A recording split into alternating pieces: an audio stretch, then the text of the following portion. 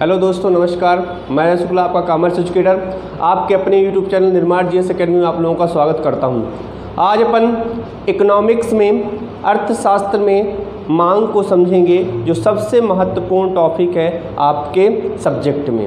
मांग एक ऐसा टॉपिक है जिससे हर वर्ष 10 से 12 नंबर का पेपर में पूछा जाता है।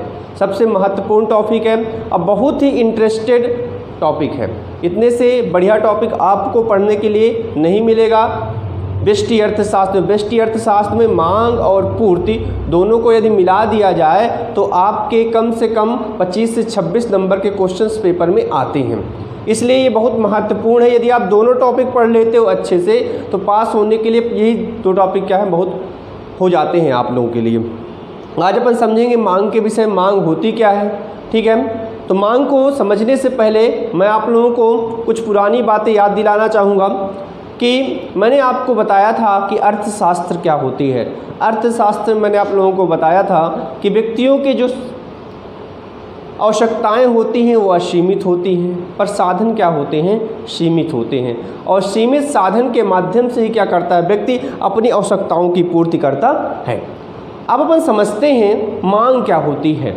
देखिए, मैंने आपको बताया कि व्यक्ति की जो आवश्यकताएं होती हैं वो क्या होती हैं, असीमित होती हैं। आवश्यकताएं असीमित होती हैं और साधन क्या होते हैं, सीमित होते हैं। यानी व्यक्ति की जो वांट्स होती हैं अनलिमिटेड और रिसोर्सेस क्या होते हैं, लिमिटेड होते हैं। और ये जो लिमिटेड रिसोर्सेस होते हैं इसी के माध्यम से क्या करता है व्यक्ति, अपनी आवश्यकताओं की पूर्ति करता है। अपन समझते हैं कि मांग कैसे बनती है। देखिए, यदि मैं आपको बताना चाहूँ तो सबसे पहले जो व्यक्ति के अंदर आती है वो आती है इच्छा। इच्छा हर मनुष्य के अंदर आती है, चाहे वो गरीब व्यक्ति हो चाहे वो अमीर व्यक्ति हो। इच्छा सभी के अंदर रहती है कि हम अच्छी से अच्छी वस्तुओं का उपभोग करें और अच्छे से अच्छे जो भी गुड्स बाज़ार में हैं उनको क्या करें, अपन उपयोग करें। इच्छाएं तो सभी की रहती हैं, पर सभी की इच्छाएं आवश्यकता नहीं बनती हैं और न ही सभी की इच्छा मांग में परिवर्तित होती है। यदि मैं आपसे एग्जाम्पल लूँ तो एग्जाम्पल के रूप में मैं आपको बता सकता हूँ, कोई गरीब व्यक्ति है और उस गरीब व्यक्ति को हवाई जहाज में चढ़ने की इच्छा है। किस में चढ़ने की इच्छा है, हवाई जहाज। अब आप समझिए, व्यक्ति क्या है, गरीब है और इसकी इच्छा क्या है, हवाई जहाज में चढ़ने की।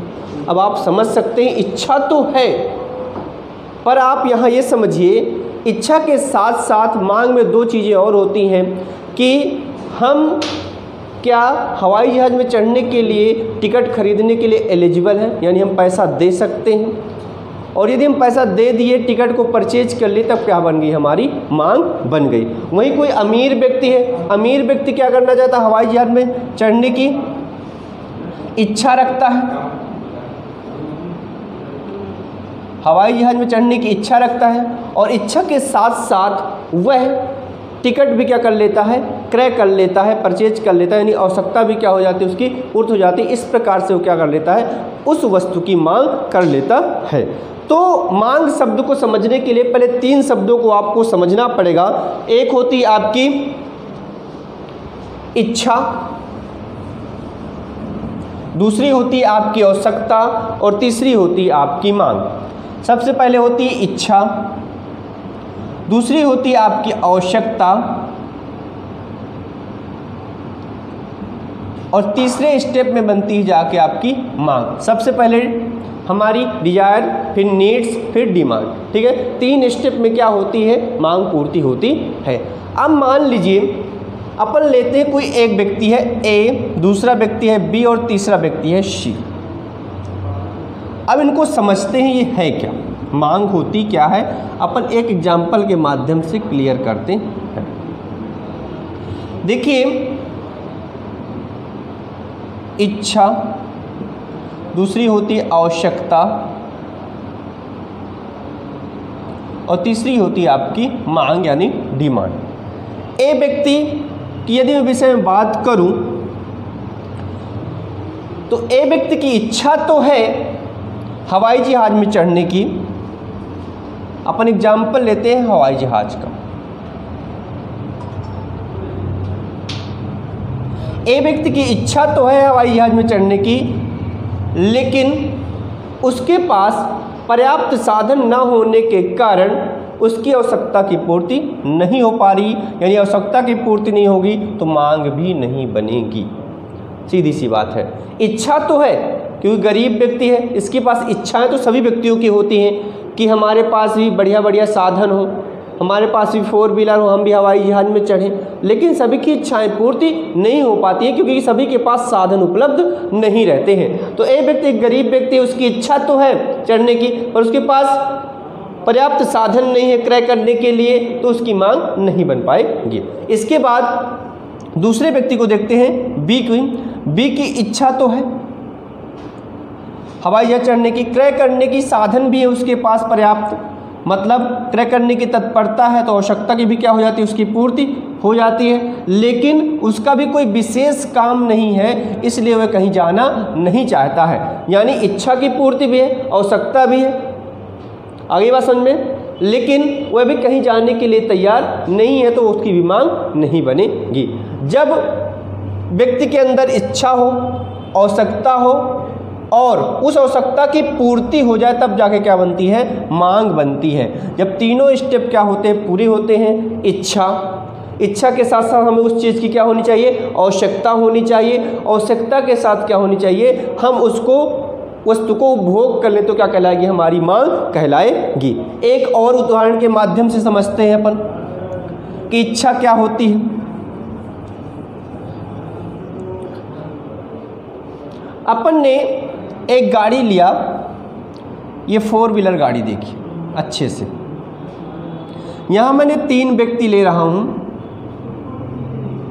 हाँ, अब ये 4 व्हीलर गाड़ी, इस व्यक्ति से अपन बात करते हैं। इस व्यक्ति ने कहा हमारी इच्छा तो है क्रय करने की, हम चढ़ना भी चाहते हैं पर हमारे पास पर्याप्त साधन नहीं है इसलिए हम उसको पूर्ति नहीं कर पा सकते, मतलब इसको अपन उपभोग नहीं कर सकते हैं। इच्छा है, इच्छा तो पूरी है उसकी, इच्छा हमारी भी हो सकती है कुछ भी करने की, क्लियर है, ये मनुष्य के साथ होता ही होता है। दूसरी बात, इनके पास गए, इनके पास इच्छा तो है लेकिन इनके पास पहले से दूसरी 4 पहिया गाड़ी मौजूद है तो इनको आवश्यकता नहीं, इच्छा है पर आवश्यकता नहीं है, तब भी क्या होगी, मांग नहीं बनी। क्रय करने के पास साधन भी इनके पास पर्याप्त है लेकिन इनके पास आवश्यकता ना होने का इसको क्रय नहीं करेंगे।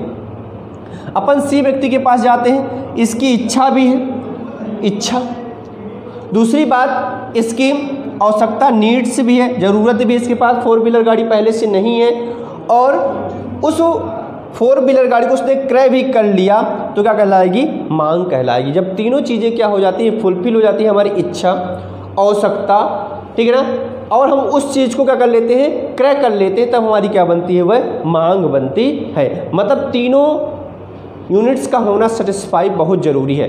पहली हमारी इच्छा के साथ हमारे पास आवश्यकता भी होना चाहिए, फिर क्रय करने के साधन भी हमारे पास होना चाहिए।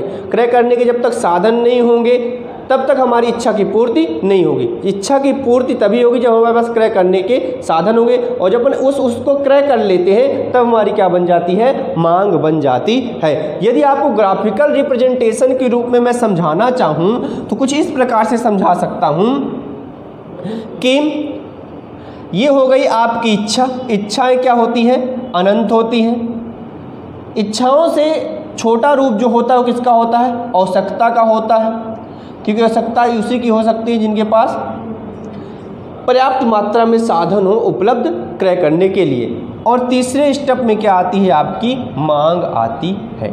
तीसरे स्टेप में क्या होती है, मांग आती है। मतलब इस इच्छा से छोटी क्या होती है, आवश्यकता, और आवश्यकता से छोटी क्या होती है, हमारी मांग होती है। यदि आप इसको समझाना चाहें तो इच्छा क्या होती है, इच्छा बड़ी होती है आपकी आवश्यकता से, और आवश्यकता इच्छा बड़ी होती है आवश्यकता से और आवश्यकता बड़ी होती है आपकी मांग से, ठीक है ना। यानी desire is greater than needs and needs is greater than demand, ठीक है ना।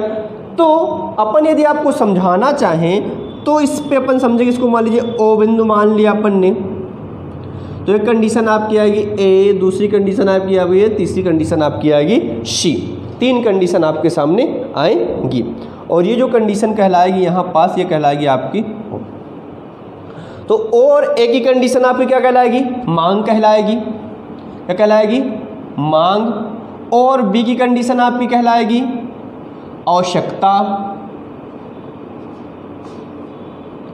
और सी की कंडीशन आपकी कहलाएगी इच्छा।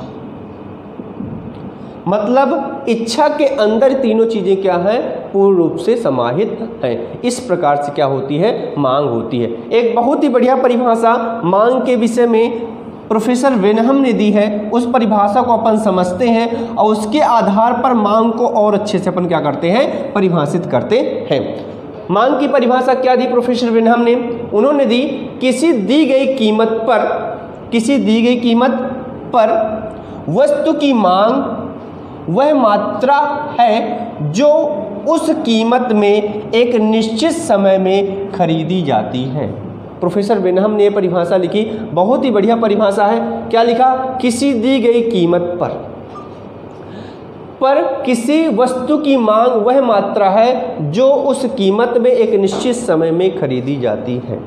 बात समझ में आई? मान लीजिए किसी वस्तु की कीमत दी गई है 10 रुपये और एक वस्तु की कीमत है 5 रुपये। 2 कीमतें हैं, एक की कीमत 10 रुपये है और एक की कीमत क्या है? 5 रुपये है। मान लीजिए बहुत लोग बैठे हुए, मैंने यहाँ किसी व्यक्ति से पूछा कि भाई कि एक पेन की कीमत मैंने बताई 10 रुपये और दूसरी पेन की कीमत मैंने बताई 5 रुपये। तो आप बोलोगे, कोई बोलेगा 10 रुपये की मुझे 3 पेन दे दीजिए, कोई दूसरा व्यक्ति बोलेगा 5 पेन दे दीजिए, कोई व्यक्ति बोलेगा 1 पेन दे दीजिए। मतलब इससे ये समझ में आता है कि हर व्यक्ति की मांग अलग अलग होती है। व्यक्ति के पास जितनी इनकम होती है, पैसा होता है, उस पैसे पर ही क्या करता है? किसी वस्तु को क्रय करने के लिए करता है। आई बात सुन? तो किसी वस्तु की कीमत 5 रुपये है, अपन इसको और अच्छे से समझना हो तो मान लीजिए किसी वस्तु की कीमत हमने 1000 रुपये कर दिया। देखिए वस्तु ए की कीमत अपन ने क्या कर दिया? 1000 रुपये और वस्तु बी की कीमत अपन ने कर दिया 5 रुपये, ठीक है ना। तो सीधी सी बात है, कौन सी वस्तु अधिक क्रय की जाएगी? जिसकी कीमत क्या होगी? कम होगी। आगे बात समझ में? यदि किसी पेन की कीमत 5 रुपये है, मान लीजिए पेन है और इस पेन की कीमत 5 रुपये है, तो 5 रुपये की पेन आपकी क्या हो जाएंगी? ज़्यादा बिकेंगी। वहीं यदि किसी पेन की कीमत 1000 रुपये है तो उस पेन की क्या होगी? कम बिक्री होगी या कम मांग होगी। भाई सीधी सी बात है, जिस वस्तु की कीमत क्या होती है? अधिक होती है, उसकी मांग क्या होती है? कम होती है। और जिस वस्तु की कीमत क्या होती है? कम होती है, उसकी मांग क्या होती है? अधिक होती है। तो देखिए क्या लिखा? किसी दी गई कीमत पर वस्तु की मांग वह मात्रा होती है। वह मात्रा मैंने अभी आपको बताया कि 1000 में केवल आप एक पेन ही क्रय कर सकते हो और 5 रुपये की आप 20 पेन क्रय कर सकते हो। वह मात्रा होती है जो उस कीमत में एक निश्चित समय में खरीदी जाती है। जो उसकी कीमत दी गई है और एक निश्चित समय का मतलब होता है पर्टिकुलर टाइम पीरियड का मतलब होता है। यदि मैं बात करूं आपसे ठंडी के समय, तो ठंडी के समय में क्या होती है? गर्म कपड़ों की अधिक आवश्यकता होती है, तो व्यक्ति क्या करता है? गर्म कपड़े अधिक क्रय करता है। वहीं गर्मी में गर्म कपड़ों की आवश्यकता व्यक्तियों की नहीं होती है, तो व्यक्ति उसकी मांग नहीं करता। समय अवधि भी क्या रखती है? बहुत महत्व रखती है कि एक समय अवधि बहुत महत्वपूर्ण होती है। यदि समय सही है तो क्या होगी? वस्तु की बिक्री होगी, और समय यदि सही नहीं है तो वस्तु की बिक्री नहीं होगी। तो एक निश्चित समय में खरीदी जाती है, उसे अपन क्या कहते हैं? मांग कहते हैं। अब देखिए और मांग को अपन किस प्रकार से, इससे कौन कौन से तत्व निकल के हमारे सामने आते हैं। तो पहली सबसे आती है तत्व, पहला है आपके सामने इच्छा, वस्तु की इच्छा। हम जिस वस्तु को क्रय करना चाहते हैं उसकी सबसे पहले हमारे अंदर होनी चाहिए इच्छा। ठीक है ना। यदि हमारे अंदर इच्छा नहीं है तो उस वस्तु को अपन क्रय नहीं करेंगे। सबसे पहले जो व्यक्ति के अंदर उत्पन्न होती है वह उत्पन्न क्या होती है? इच्छा होती है। इच्छा के बाद क्या लिखा दूसरा पॉइंट? वस्तु क्रय करने के पर्याप्त साधन। मान लीजिए कोई एक कार है, ये कार देखिए आप ध्यान से, ये कार अपन ने बना दिया। ये मान लीजिए स्कॉर्पियो कार है, आप सभी लोग जानते ही होंगे, ठीक है। तो स्कॉर्पियो कार है, तो अब इसको इच्छा तो है हमको क्रय करने की। देखिए, तो वस्तु की इच्छा तो है कि हम स्कॉर्पियो में चढ़ें, लेकिन पहली कंडीशन तो फुलफिल हो गई। दूसरी कंडीशन कौन सी है? वस्तु को क्रय करने के पर्याप्त साधन। लेकिन यदि हमारे पास पर्याप्त साधन नहीं होंगे, मतलब पर्याप्त पैसा नहीं होगा इस वस्तु को क्रय करने के लिए, तो हमारी मांग नहीं बनेगी। ये 5 स्टेप सेटिस्फाई होना चाहिए, तभी क्या होगी? हमारी मांग बनेगी। पहली, वस्तु के प्रति इच्छा होनी चाहिए क्रय करने की, हमको आवश्यकता होनी चाहिए, तब अपन किसी वस्तु को क्रय करेंगे। दूसरी कंडीशन, वस्तु की क्रय करने के पर्याप्त साधन, हमारे पास पर्याप्त मात्रा में पैसा होना चाहिए, तभी अपन किसी वस्तु का करेंगे, क्रय करेंगे। तीसरी कंडीशन है साधन व्यय करने की तत्परता। अब मान लीजिए वस्तु की इच्छा है हमारे पास कि हम इसको क्रय करना चाहते हैं, हमारी इच्छा है, ठीक है ना। वस्तु को क्रय करने के पर्याप्त साधन भी है हमारे पास, लेकिन हमारे पास पहले से गाड़ी क्या है, कार विद्यमान है, तो अपन इसको क्रय नहीं करना चाहते हैं। तो साधन व्यय करने की तत्परता, मतलब हम इसमें पैसा लगाने के लिए तत्पर नहीं, हमारी इच्छा नहीं पैसा लगाने की। इसमें इच्छा है चढ़ने की, लेकिन साधन भी उपलब्ध है, लेकिन अभी अपन पैसे को व्यय नहीं करना चाहते हैं, तब भी हमारी मांग नहीं बनेगी। इसके बाद तीसरा, एक निश्चित कीमत।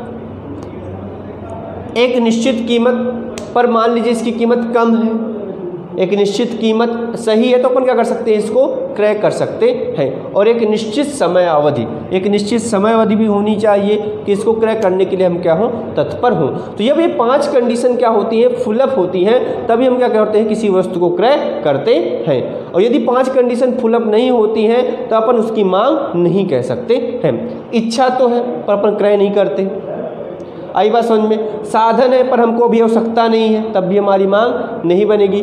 तो मांग को समझने के लिए हमारे पास इच्छा का होना, इच्छा के साथ हमें आवश्यकता भी होनी चाहिए, हमको हमें क्रय करने के हमारे पास साधन भी उपलब्ध होना चाहिए, और साधन उपलब्ध करने के साथ साथ उस वस्तु का उपभोग करें, मतलब क्रय कर लें, तब हमारी क्या जाके बनती है? मांग बनती है। तो प्रोफेसर बिनहम ने यही परिभाषा दी कि एक निश्चित कीमत पर वस्तु की मांग वह मात्रा है जो उस कीमत में एक निश्चित समय में खरीदी जाती है। मैंने एक निश्चित समय आपको बताया है कि जैसे गर्म कपड़े होते हैं, तो गर्म कपड़ों की जो डिमांड होती है, मांग होती है, वो कब होती है?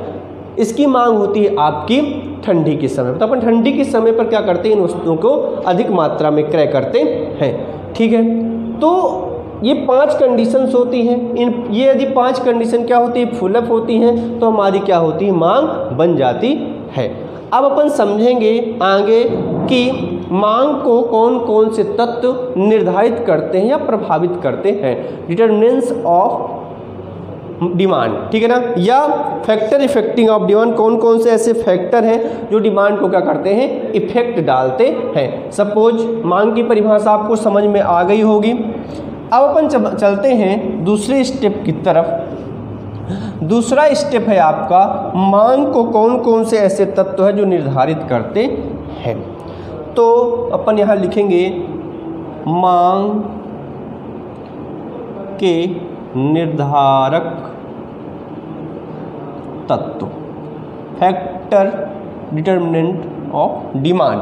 कौन कौन से ऐसे फैक्टर हैं जो डिटरमिनेंट करते हैं डिमांड को, तो या प्रभावित करते हैं डिमांड को। तो सबसे पहला अपन आता है वस्तु की कीमत। सबसे पहले क्या आती है बच्चों? वस्तु की कीमत।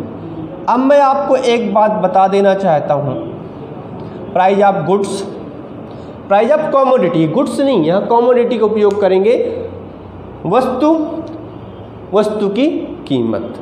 देखिए, यदि आपको मांग को अच्छी तरह से समझना है तो आप अपने आप को पूरी तरह से उपभोक्ता मान लीजिए। उपभोक्ता का मतलब है आप वस्तुओं और सेवाओं को क्या करना चाहते हैं, क्रय करना चाहते हैं। इसके बाद आपको आगे एक चैप्टर और मिलेगा पूर्ति। तो पूर्ति को समझने के लिए अपने आप को व्यापारी समझना पड़ेगा, व्यापारी मानना पड़ेगा, लेकिन मांग को समझने के लिए आप अपने आप को उपभोक्ता मान के समझेंगे तो मांग बहुत अच्छे तरीके से आपको समझ में आएगी। अब देखते हैं, तो सबसे पहली बात क्या है, वस्तु की कीमत। वस्तु की कीमत कैसे, यदि मान लीजिए किसी वस्तु की कीमत बढ़ती है, किसी वस्तु की कीमत क्या होती है, बढ़ती है, तो उसकी मांग क्या हो जाएगी, कम हो जाएगी। अब यहाँ आप बात समझ सकते हैं, यदि किसी वस्तु की कीमत क्या होगी, बढ़ेगी, हाथों पर ध्यान दीजिए, यदि किसी वस्तु की कीमत क्या होगी, बढ़ेगी, तो उसकी मांग क्या हो जाएगी, कम हो जाएगी। इसके विपरीत दिशा में यदि वस्तु की कीमत क्या होती है, कम होती है, तो मांग क्या हो जाएगी, बढ़ जाएगी। अपन एग्जाम्पल के माध्यम से समझते हैं। मान लीजिए कोई गुड्स है, उसकी प्राइस है 100 रुपये। कितने रुपए है, 100 रुपये है, और 100 रुपये जब प्राइस है तो उस गुड्स की जो डिमांड है वो 20 यूनिट्स की है। कितनी यूनिट्स की है, 20 यूनिट्स की है। अब इसकी प्राइस अपन ने घटा के कर दिया 70, तो इसकी मांग क्या हो जाएगी, मांग सीधी सी बात है, जब किसी वस्तु की प्राइस क्या होगी, घटेगी, कीमत घटेगी, तो मांग क्या हो जाएगी, हमारी बढ़ जाएगी। यानी कितनी यूनिट्स हो सकती है, 30 यूनिट्स हो सकती है। यानी मैं आपसे कहना चाहूँ तो वस्तु की कीमत किस प्रकार से प्रभावित करती है, यदि किसी वस्तु की कीमत क्या होती है, बढ़ती है, तो मांग क्या हो जाएगी, कम हो जाएगी, और यदि कीमत क्या होती है, घटती है, तो मांग क्या हो जाएगी, बढ़ जाएगी। आई बात समझ में, हाथों पर ध्यान दीजिए, यदि किसी वस्तु की कीमत क्या होती है, बढ़ती है, तो मांग क्या हो जाएगी, कम हो जाएगी, और यदि कीमत घटती है तो मांग क्या हो जाएगी, बढ़ जाएगी। यानी मैं यदि आपसे कहना चाहूँ तो इनके बीच कैसा संबंध होता है, विपरीत संबंध होता है। कैसा संबंध होता है, विपरीत संबंध होता है, ठीक है ना। तो वस्तु की कीमत किस प्रकार से प्रभावित करती है, देखिए मैंने आपको बताया कि एक वस्तु की कीमत 100 रुपये है, तो अपन 20 यूनिट्स को परचेज करते हैं, और उसी वस्तु की कीमत 70 रुपये हो गई, तो अपन ने कितने यूनिट्स परचेज करना चालू कर दिया, 30 यूनिट्स परचेज करना चालू कर दिया। सपोज करिए यदि अपन इसकी कीमत को बढ़ा देते हैं, मान लीजिए अपन ने इसकी कीमत कर दिया 120, तो इसकी यूनिट्स अपन व्यक्ति और कम क्रय करेगा, मान लीजिए 15 यूनिट। क्योंकि क्या होता है, व्यक्ति जैसे किसी वस्तु की कीमत बढ़ती है, या आप लोगों के साथ भी होता होगा, यदि आप अपने आप को उपभोक्ता मान के समझेंगे तो ज़्यादा तरह से समझ में आएगा। देखिए जब प्याज की कीमत कम रहती है, 10 से 12 रुपए किलो रहती है, रुपए केजी रहती है, तो आप लोग सीधे सीधे 1 किलो क्या कर लेते हो, क्रय कर लेते हो। यहीं प्याज की कीमत क्या हो जाए, बढ़ जाए, 100 रुपये किलो हो जाए, तो उसकी डिमांड क्या हो जाती है, कम हो जाती है। ये मनुष्य की प्रकृति में पाया जाता है, ये मनुष्य के अध्ययन करते हैं अपन अर्थशास्त्र। मनुष्य का ऐसा स्वभाव होता है कि कीमत बढ़ जाने पर उसकी मांग क्या हो जाती है, कम हो जाती है, और कीमत घटने पर मांग क्या हो जाती है, बढ़ जाती है। तो यानी वस्तु की कीमत में क्या होता है, कैसा संबंध होता है आपका, विपरीत संबंध होता है। तो ये पहला फैक्टर हो गया जो मांग को क्या करता है, प्रभावित करता है। मांग को क्या करता है, प्रभावित करता है, यह मांग को निर्धारित करता है। तो पहला हो गया आपकी वस्तु की कीमत। अपना दूसरा फैक्टर पे चलते हैं, आय या इनकम। व्यक्तियों की आय भी मांग को क्या करती है, प्रभावित करती है। व्यक्तियों की मांग, आय भी क्या करती है, मांग को प्रभावित करती है। किस प्रकार से प्रभावित करती है, मान लीजिए व्यक्तियों की आय क्या हो गई, बढ़ गई। किसी व्यक्ति की आय क्या हो गई, बढ़ गई। मान लीजिए कोई एक व्यक्ति है, वो पहले 10,000 रुपये कमाता था, अब उसकी आय 20,000 रुपये हो गई, मतलब 10,000 की क्या हो गई, बढ़ोतरी हो गई। अब जब व्यक्ति की आय बढ़ेगी, व्यक्ति की आय बढ़ने पर क्या होगा, व्यक्ति वस्तुओं की मांग क्या कर देगा, अधिक कर देगा। मतलब आय बढ़ने पर मांग क्या हो जाएगी, आपकी बढ़ जाएगी। और यदि मान लीजिए आपकी आय क्या हो जाती है, कम हो जाती है, मान लीजिए 5,000 रुपये हो गई, तो आप क्या करोगे, वस्तुओं की मांग कम कर दोगे। आ गई बात समझ में। फिर एक बार ध्यान से समझिए, यदि व्यक्तियों की आय क्या होती है, बढ़ती है, व्यक्तियों की आय बढ़ने पर मांग भी क्या हो जाएगी, बढ़ जाएगी। आय बढ़ेगी तो मांग भी क्या हो जाएगी, बढ़ जाएगी। हाथों पर ध्यान दीजिए, व्यक्तियों की आय बढ़ी तो मांग भी क्या हो जाएगी, बढ़ जाएगी, और आय घटी तो मांग भी क्या हो जाएगी, कम हो जाएगी। यानी यदि मैं आपसे कहना चाहूँ तो आय में क्या होता है, एक सीधा संबंध होता है, ठीक है ना। जब व्यक्तियों की आय बढ़ती है तो क्या हो जाती है, मांग बढ़ जाती है, और आय कम होती है तो मांग भी क्या हो जाती है, कम हो जाती है, ठीक है ना। तो व्यक्तियों की आय से क्या होता है, मांग का सीधा संबंध होता है। सीधे क्या करते हैं, संबंधित करते हैं। ये अलग गुड्स पर क्या हो जाता है, परिवर्तित हो जाता है, जो भी आपको मैं आगे बताऊंगा। जो बहुत ही निम्न क्वालिटी के गुड्स होते हैं, जब आपकी आय क्या रहती है, कम रहती है, तो आप क्या करते हैं, उनको क्रय करते हैं, उनकी मांग अधिक रहती है। अब आपकी आय बढ़ गई तो आप उस गुड्स को क्रय नहीं करते, एक समान स्तर के गुड्स को क्या करने लगते हैं, सामान को क्या करने लगते, क्रय करने लगते हैं। वो भी अपन आगे चर्चा करेंगे, पर आप यहाँ फिलहाल ये समझ लीजिए, यदि व्यक्तियों की आय क्या होती है, बढ़ती है तो मांग भी क्या हो जाएगी, बढ़ जाएगी। आय कम होने पर मांग भी क्या हो जाएगी, कम हो जाएगी। तो ये दूसरा फैक्टर हुआ जो मांग को क्या करता है, निर्धारित करता है। पहला मैंने फैक्टर आपको बताया, वस्तु की कीमत, प्राइज ऑफ अ कमोडिटी। मैंने बताया प्राइज ऑफ अ कमोडिटी में क्या होता है, यदि वस्तु की प्राइस बढ़ती है तो मांग क्या हो जाती है, कम हो जाती है, और प्राइस घटने पर मांग क्या हो जाती है, बढ़ जाती है। यानी इसके बीच कैसा संबंध होता है, विपरीत संबंध होता है। इसको आप लोग ऐसे एक कॉलम बना के लिख सकते हो कि वस्तु की मांग में कैसा संबंध होता है, विपरीत संबंध होता है। और इसमें आप लिख सकते हो कि आय से कैसा संबंध होता है, सीधा संबंध होता है, डायरेक्ट रिलेशनशिप होता है, इसमें इनवर्स रिलेशनशिप होता है। अब अपन आगे चलते हैं कि वस्तु को कौन कौन सी, मांग को कौन कौन सी प्रभावित करती हैं। तीसरे स्टेप में अब यदि अपन चलते हैं, तीसरे स्टेप में आती है आपकी संबंधित वस्तुओं की कीमतें। क्या आती हैं बच्चों, संबंधित वस्तुओं की कीमतें, प्राइस ऑफ रिलेटेड गुड्स, संबंधित वस्तुओं की कीमतें। अब ये संबंधित वस्तुओं की कीमतें क्या होती हैं, प्राइस ऑफ रिलेटेड गुड्स। इसके अंतर्गत आप दो पढ़ेंगे, एक होती है आपकी प्रतिस्थापन वस्तुएं, सब्स्टिट्यूट्स गुड्स, प्रतिस्थापन वस्तुएं, और दूसरी होती है आपकी पूरक वस्तुएं, कॉम्प्लीमेंट्री गुड्स, कॉम्प्लीमेंट्री कमोडिटी। अब अपन समझते हैं कि संबंधित वस्तुओं की कीमतें किस प्रकार से मांग को प्रभावित करती हैं। चलिए इसको मैं, आप लोग स्क्रीनशॉट ले लीजिए, लिख लीजिए। फिर अपन समझते हैं संबंधित वस्तुओं की कीमतें किस प्रकार से परिवर्तित करती हैं मांग को, निर्धारित करती हैं मांग को। ठीक है, स्क्रीनशॉट आपने ले लिया होगा। अब अपन चलते हैं तीसरे स्टेप की तरफ। तीसरा स्टेप है आपका प्राइस ऑफ रिलेटेड गुड्स। अपन सबसे पहले इसमें समझेंगे प्रतिस्थापन वस्तुओं के विषय में। अपन सबसे पहले क्या समझेंगे बच्चों, प्रतिस्थापन यानी सब्स्टिट्यूट्स गुड्स, प्रतिस्थापन वस्तुएं। तो सबसे पहले आपको तो ये समझना पड़ेगा कि प्रतिस्थापन वस्तुएं या सब्स्टिट्यूट्स गुड्स होते क्या हैं, या स्थानापन्न वस्तुएं भी इनको बोला जा सकता है, प्रतिस्थापन वस्तुएं भी क्या कर सकते हैं अपन बोल सकते हैं।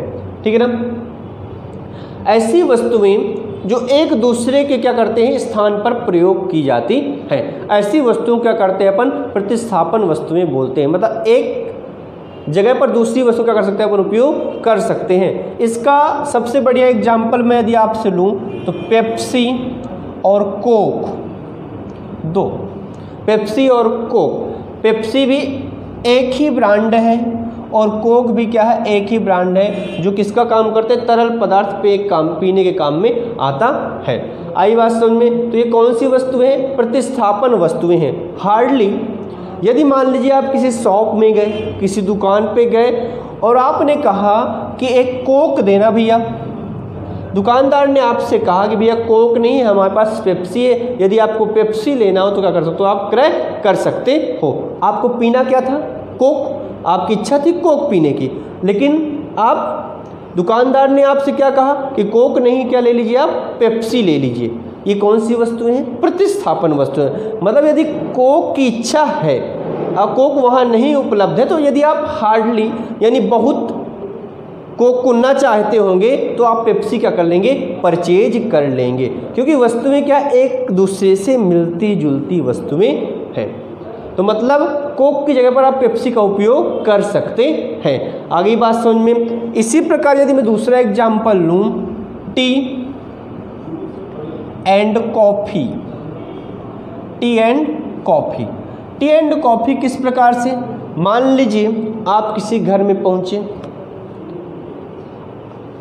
अब आपने डिमांड की सर कॉफ़ी बन जाती तो बढ़िया रहता, पर उस घर में कॉफ़ी नहीं है। आपने डिमांड किसी की कॉफ़ी की कि कॉफ़ी बन जाती तो बढ़िया रहता, पर उस घर में कॉफ़ी नहीं है। उस घर ने आपको ऑफ़र किया कि भाई टी रखी, चाय बना के हम आपको पिला देते हैं, ठीक है ना। या किसी दुकान पे ही आप गए, आपने कॉफ़ी की डिमांड की, कॉफ़ी ना होने की वजह से आप चाय क्या कर सकते हो, पी सकते हो। तो ये कैसी गुड्स है, प्रतिस्थापन वस्तुएं।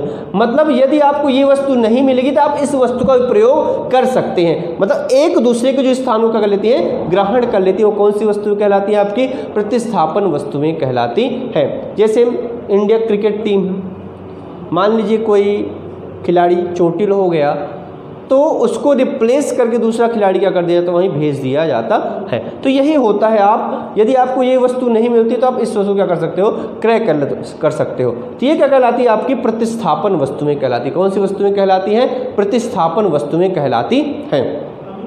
अब इसमें संबंध कैसा होता है, अब उस चीज को अपन समझते हैं। मान लीजिए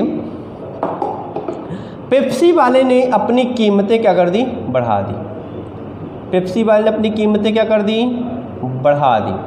आगे बात समझो। तो जब पेप्सी वाले अपनी कीमत को बढ़ाएंगे तो कोक की डिमांड क्या हो जाएगी, मांग बढ़ जाएगी, क्योंकि पेप्सी की जब कीमतें बढ़ेंगी, ठीक है ना, तो आप क्या पीना चालू कर देंगे, कोक पीना चालू कर देंगे। भाई सीधी सी बात है तो सब प्रतिस्थापन होती है, सप्लीमेंट्री गुड्स है। मतलब एक के स्थान पर दूसरा क्या कर सकते हैं, आप प्रयोग कर सकते हैं। तो जब पेप्सी वाले ने अपनी कीमतें बढ़ाना चालू किया तो आपने किसकी डिमांड कर दी, कोक की डिमांड क्या कर दी, बढ़ा दी। यदि आप इसके बीच का रिलेशन देखें तो रिलेशन कैसा रहता है, सब्स्टिट्यूट्स गुड्स में या प्रतिस्थापन गुड्स में कैसा रिलेशन रहता है। तो यदि पेप्सी वाले ने कीमत बढ़ाई, कीमत में वृद्धि हुई, तो आपने किसकी डिमांड बढ़ा दी, कोक की डिमांड बढ़ा दी। मतलब सीधा संबंध रहता है, ठीक है ना। पेप्सी की कीमत जैसे जैसे बढ़ेगी, कोक की डिमांड वैसे वैसे क्या होती जाएगी, बढ़ती जाएगी। तो इसके बीच कैसा संबंध होता है, प्रतिस्थापन वस्तुओं के बीच एक सीधा संबंध होता है। ये सीधे सीधे प्रश्न पूछे जाते हैं कि प्रतिस्थापन वस्तुओं में किस प्रकार का संबंध होता है। तो आपको ये बादल में मैंने लिख दिया है कि कैसा संबंध होता है, सीधा संबंध होता है, यानी डायरेक्ट रिलेशनशिप होती है, ठीक है ना। तो ये बात रही आपकी प्रतिस्थापन वस्तुएं की। प्रतिस्थापन वस्तुएं क्या होती हैं, ऐसी वस्तुएं जिनको एक जगह पर दूसरी जगह क्या कर सकते हैं, उपयोग किया जा सकता है। एक वस्तु की जगह पर दूसरी वस्तु का उपयोग किया जा सकता है। तो ये रहा आपका प्रतिस्थापन वस्तुएं। अब हम बात करते हैं पूरक वस्तुओं के विषय में या कॉम्प्लीमेंट्स गुड्स के विषय में। इसमें दूसरी कंडीशन आपकी आती है पूरक वस्तुएं।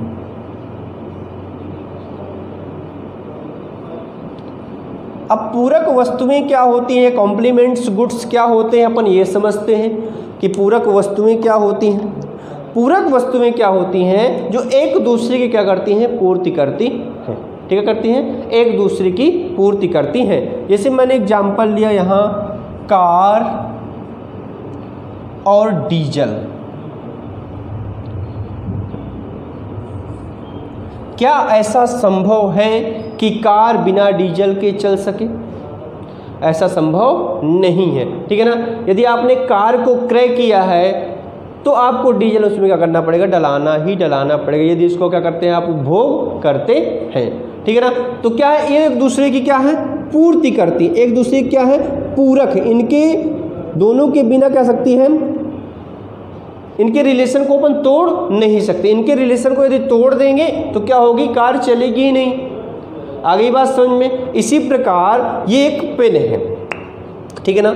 इस पेन में यदि रिफिल ना हो, इस पेन में क्या हो, रिफिल ना हो, तो इस पेन का कोई महत्व नहीं है।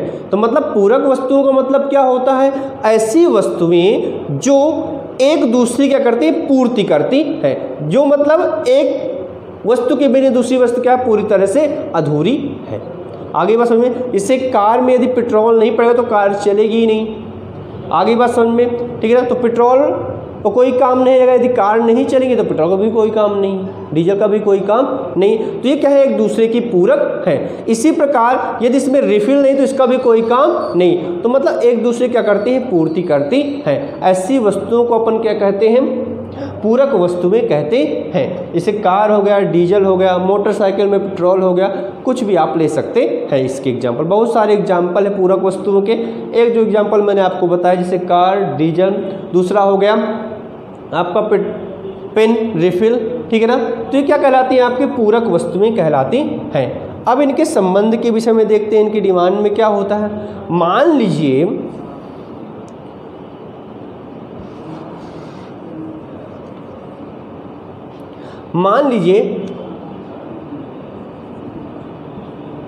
डीजल की कीमतों में क्या हो गई, बढ़ोतरी हो गई। डीजल में क्या हो गई, बढ़ोतरी हुई। डीजल की कीमत कैसे बढ़ गई, मान लीजिए पहले 100 रुपये लीटर था, अब कितने 100 रुपये लीटर हो गया, 500 रुपये लीटर हो गया। तो कार की मांग क्या हो जाएगी, कार की जो मांग है वो क्या हो जाएगी, कम हो जाएगी। भाई सीधी सी बात है, यदि आप कार को क्रय करोगे, यदि आप क्या करोगे, कार को क्रय करोगे, तो कार को क्रय करने के बाद उसमें डीजल तो आपको डलाना ही डलाना पड़ेगा। तो यदि डीजल की मांग क्या होती है, डीजल की कीमत बढ़ती है, इसकी कीमत क्या होती है, बढ़ती है, तो कार की मांग क्या हो जाएगी, आपकी कम हो जाएगी। डीजल की कीमत बढ़ने पर कार की मांग क्या हो जाएगी, आपकी कम हो जाएगी। और इसी प्रकार यदि डीजल की कीमत क्या होती है, घटती है, ऐसा संभव नहीं है, वैसे बहुत दिनों से देख रहा हूँ डीजल की कीमत लगातार बढ़ ही रही, कम नहीं हो रही है, ठीक है ना। तो यदि इसकी कीमत क्या होती है, कम होती है, तो कार की मांग क्या हो जाएगी, बढ़ जाएगी। यानी आप इससे समझ सकते हैं कि पूरक वस्तुओं के बीच कैसा संबंध रहता है, विपरीत संबंध रहता है। कैसा संबंध रहता है, इस बादल में आप लोग देख सकते हैं कैसा संबंध रहता है, विपरीत संबंध रहता है। अपन ने 4 चीज़ें पढ़ी, मैं एक बार फिर रिवाइज करा देता हूँ आपको। सबसे पहले मैंने बताया वस्तु की कीमत। वस्तु की कीमत में मैंने क्या बताया कि यदि किसी वस्तु की कीमत बढ़ती है तो उसकी मांग क्या हो जाएगी, कम हो जाएगी, और यदि कीमत घटती है तो मांग क्या हो जाएगी, बढ़ जाएगी। तो सबसे पहला निर्धारित तत्व कौन से, वस्तु की कीमत। दूसरा फैक्टर मैंने आप लोगों को बताया आय, व्यक्तियों की आय। यदि व्यक्तियों की आय क्या होती है, बढ़ती है, तो मांग भी क्या हो जाएगी, बढ़ जाएगी। आय कम होने पर मांग भी क्या हो जाएगी, कम हो जाएगी। आई बात समझ में। तो आय में कैसा संबंध रहता है, सीधा संबंध रहता है। आय बढ़ने पर मांग बढ़ती है, आय कम होने पर मांग क्या होती है, कम होती है। तीसरे स्टेप में मैंने बात की आपसे संबंधित वस्तुओं के विषय में। संबंधित वस्तुओं में मैंने आपको 2 पॉइंट बताए। पहला बताया मैंने आपको प्रतिस्थापन वस्तुएं। प्रतिस्थापन वस्तुएं क्या होती हैं, ऐसी वस्तुएं जिनका उपयोग एक वस्तु की जगह दूसरी वस्तु का किया जा सकता है। ऐसी वस्तु को अपन क्या कहते हैं, प्रतिस्थापन वस्तुएं कहते हैं। जैसे पेप्सी और कोक। मान लीजिए पेप्सी वाले ने अपनी कीमतें बढ़ा दी, पेप्सी वाली कीमतें क्या हो गई, बढ़ गई, तो कोक की मांग क्या हो जाएगी, बढ़ जाएगी। तो इसके बीच कैसा संबंध रहता है, प्रतिस्थापन वस्तुओं के बीच सीधा संबंध रहता है। पेप्सी की कीमत बढ़ने पर कोक की मांग क्या हो जाएगी, बढ़ेगी। जितना अधिक पेप्सी की कीमत बढ़ेगी, कोक की मांग भी उतनी अधिक क्या होती जाएगी, बढ़ती जाएगी। इसके बाद अपन बात करते हैं पूरक वस्तुएं। पूरक वस्तुएं क्या होती हैं, ऐसी वस्तुएं जो एक दूसरी क्या करती हैं, पूर्ति करती हैं। जैसे मैंने बताया आपको कार और डीजल, ठीक है ना। कार बिना डीजल के नहीं चलेगी।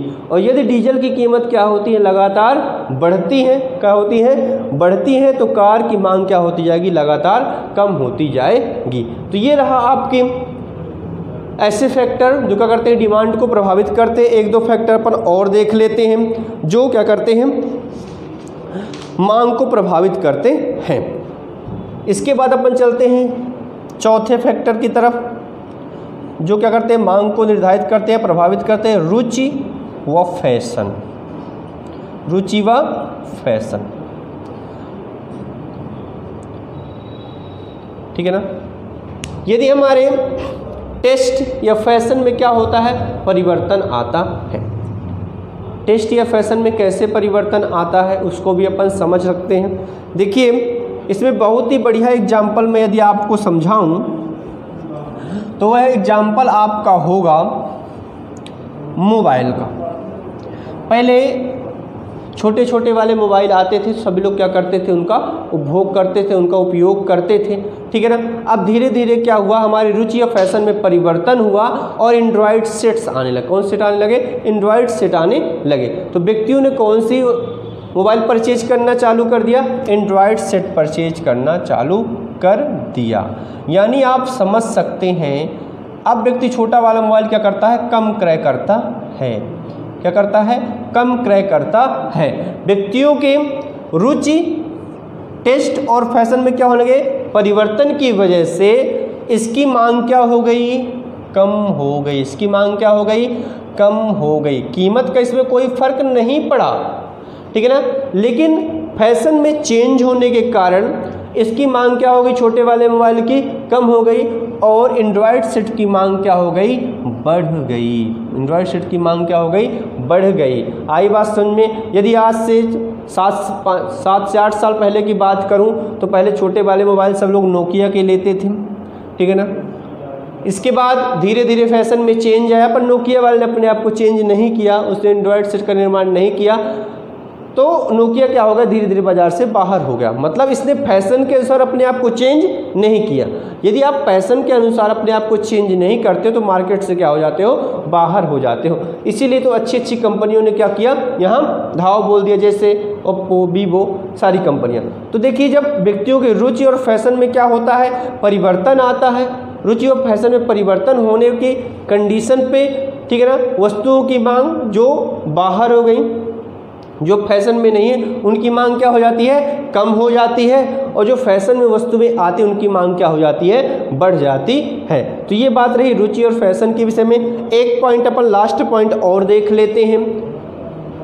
अपन जो मांग को निर्धारित करते हैं वह कौन कौन से तत्व हैं। आपका 5वां तत्व है आपका जलवायु।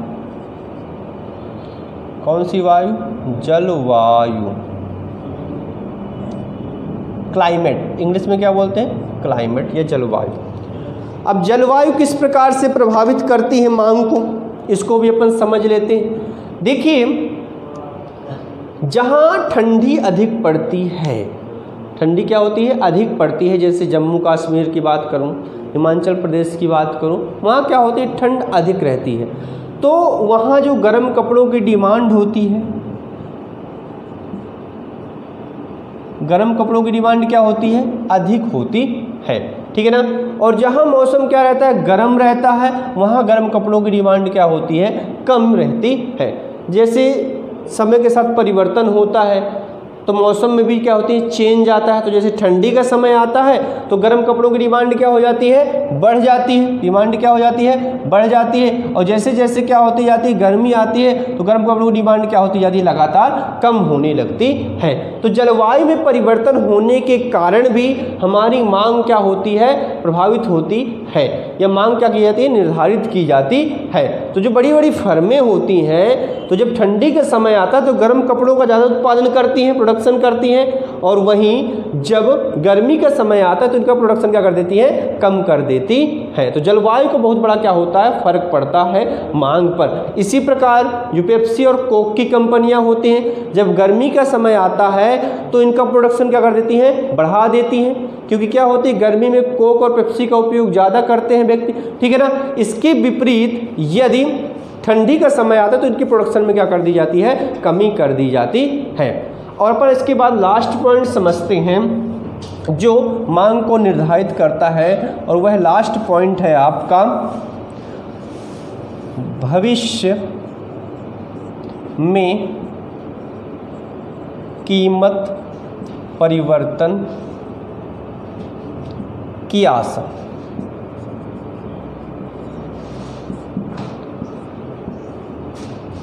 भविष्य में कीमत परिवर्तन की आशा, expected future change in price, ठीक है ना। यदि मान लीजिए हमारे दिमाग में कहीं ये आ गया कि भविष्य में किसी वस्तु की कीमत क्या हो रही है, बढ़ सकती है। मान लीजिए अपन यहाँ सबसे बढ़िया एग्जाम्पल ले सकते हैं प्याज का, ओनियन। यदि हमको लगा कि भविष्य में इसकी कीमत क्या हो सकती है, बढ़ सकती है, तो अपन क्या करते हैं, इसका स्टॉक पहले से रख लेते हैं, मतलब इसकी मांग क्या हो जाएगी, बढ़ जाएगी, ठीक है ना। जैसे ही हमको ऐसा महसूस होगा कि इसकी कीमत क्या हो जाएगी, भविष्य में बढ़ेगी, तो अपन पहले से क्या कर लेते हैं, स्टॉक करके रख लेते हैं, ठीक है ना। तो इसकी मांग क्या हो जाएगी, अचानक से बढ़ जाएगी। और यदि हमको ऐसा लगे कि भविष्य में इसकी कीमत क्या होने वाली है, गिरने वाली है, तो अपन क्या करते हैं, इस गुड्स को और अधिक क्या करते हैं, बेच देते हैं, बाहर निकाल देते हैं, इसका स्टॉक करके नहीं रखते हैं। तो भविष्य में कीमत परिवर्तन की आशा भी क्या करती है, मांग को प्रभावित करती है या मांग को निर्धारित करती है। तो भविष्य में अपन कंडीशंस को देखते हुए क्या करते हैं, ये सारी जो नियम होते हैं अप्लाई करते हैं। मांग का नियम या मांग को समझना बहुत आवश्यक है। जो बड़े बड़े व्यापारी होते हैं वो मांग के आधार पर ही क्या करते हैं, अपने व्यापार को सही तरीके से संचालित करते हैं। जिन वस्तुओं की मांग अधिक रहती है, उनकी डिमांड, जिसकी मांग अधिक रहती है उनका प्रोडक्शन ज़्यादा करते हैं, और जिनकी मांग क्या रहती है, कम रहती है, उनकी प्रोडक्शन क्या करती है, कम करते हैं। आई बात समझ में। और यदि मान लीजिए किसी व्यापारी को ऐसा लगता है कि भविष्य में इस वस्तु की कीमत बढ़ सकती है, तो इसका स्टॉक पहले से क्या कर देता है, बढ़ा के रख लेता है, और जब उसकी कीमत क्या होती है, बढ़ती है, तो ऊंचे दाम पर क्या करता है, बेच देता है। तो यदि आपको बाजार की कंडीशन को समझना है तो मांग को बहुत अच्छे तरीके से समझना पड़ेगा। तो आज अपन ने पढ़ा मांग क्या होती है, मांग को अपन किस प्रकार से क्या करते हैं, डिफाइंड कर सकते हैं, मांग को अपन किस प्रकार से परिभाषित कर सकते हैं, और दूसरे स्टेप पे अपन ने पढ़ा कि मांग को कौन कौन से तत्व क्या करते हैं, निर्धारित करते हैं। तो मैंने कौन कौन से तत्व आपको बताए, पहला मैंने बताया कीमत, वस्तु की कीमत, दूसरा मैंने आपको बताया व्यक्तियों की आय, तीसरा मैंने बताया संबंधित वस्तुएं। संबंधित वस्तुएं मैंने दो वस्तुएं आपको बताई, पहली बताई मैंने प्रतिस्थापन वस्तुएं, दूसरा पूरक वस्तुएं। इसके बाद मैंने आपको बताया रुचि एवं फैशन में परिवर्तन होने पर। इसके बाद मैंने आप लोगों को बताया जलवायु में यदि परिवर्तन होता है, और छठवां पॉइंट मैंने आपको बताया भविष्य में कीमत परिवर्तन की आशा। ये बहुत ही महत्वपूर्ण क्वेश्चन है, ये पेपर में कई बार पूछा जा चुका है, या हर साल पूछा जाता है या हर साल दूसरे साल पूछा जाता है। तो आज अपन इस लेक्चर को यहीं पे समाप्त करेंगे। अगले लेक्चर पे अपन समझेंगे मांग का नियम क्या होता है, मांग को अपन किस प्रकार से ग्राफ के माध्यम से समझ सकते हैं। तो आप लोग ये लेक्चर अगर आपको पसंद आया हो तो इसको लाइक करें, शेयर करें और अपने दोस्तों तक क्या करें, भेज दें। आज के लिए इतना ही, बहुत बहुत धन्यवाद।